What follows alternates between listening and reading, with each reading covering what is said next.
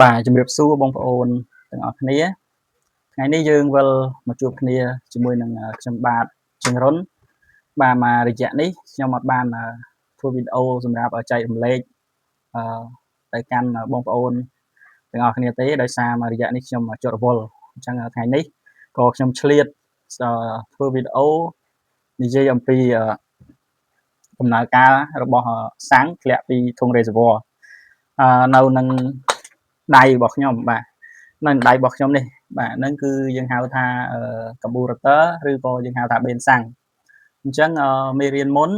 យើងបានរៀនទៅលើការស្គាល់គ្រឿងបង្គុំហើយនឹងគ្រឿងបន្លាស់វា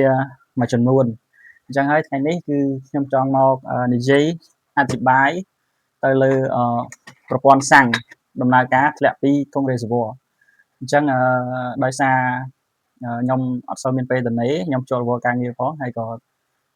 ថ្ងៃនេះជាថ្ងៃសៅរ៍អញ្ចឹងហើយក៏ខ្ញុំឆ្លៀតធ្វើវីដេអូដើម្បីចែករំលែកចំណេះដឹងទៅដល់បងប្អូនដែលគាត់មានបំណងចង់រៀនជំនាញជួសជុលម៉ូតូគាត់អាចរៀនក្នុង channel របស់ខ្ញុំបាន